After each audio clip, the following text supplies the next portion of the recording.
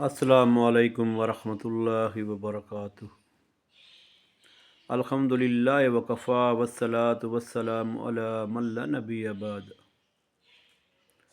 رسول اللہ صلی اللہ علیہ وسلم نے فرمایا، صحیح مسلم کی روایت ہے عبداللہ بن مسعود رضی اللہ تعالی عنہ سے، رسول اللہ صلی اللہ علیہ وسلم نے فرمایا 3 مرتبہ کہ ہلاک ہو گئے وہ شخص جنہوں نے دین میں سختیاں کی۔ دین میں سختی کرنے والے لوگ ہلاک ہو گئے، یہ ارشاد آپ صلی اللہ علیہ وآلہ وسلم نے 3 مرتبہ فرمایا۔ اس کا مفہوم کیا ہے کہ جن لوگوں نے رسول اللہ صلی اللہ علیہ وآلہ وسلم کی سنت سے ہٹ کر خود پر کوئی بھی دینوی عمل پہ یا کوئی بھی نئی ریاضت بنا لی، جیسے یہ چلے کرنا، جنگلوں میں جا کے 2 مہینے کے لیے عبادت کرنا یا 40 دن بیٹھ جانا،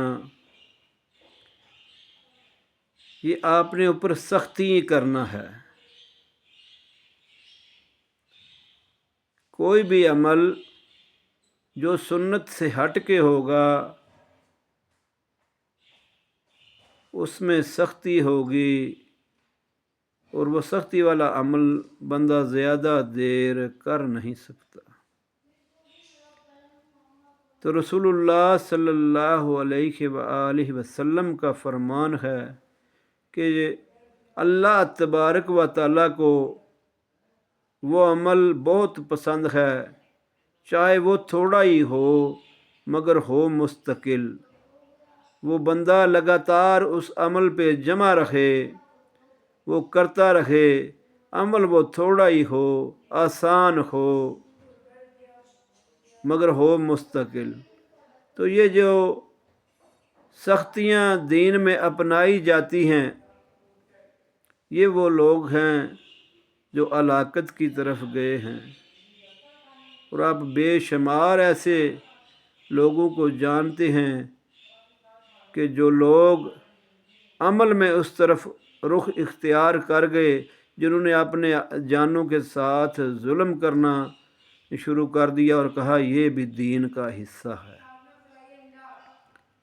جیسے مختلف باتیں ملتی ہیں، جی فلاں نے اپنے پاؤں جلا دیے، فلاں نے 12 سال وہ کنویں میں لٹک کے زندگی گزاری، فلاں ایسے کرتا تھا، وہ سے کرتا تھا۔